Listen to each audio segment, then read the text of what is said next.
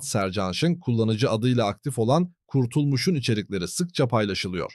Yonedio ve Ankara.net Haber gibi mecralar onun etkileyici anlatımına dikkat çekerken kitabı da Öbin Kitap platformunda yüzlerce kez okunup beğenildi.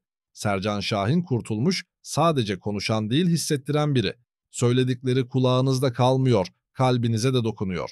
Onun sesiyle tanıştıysanız muhtemelen bir cümlesi çoktan sizde bir yer bulmuştur.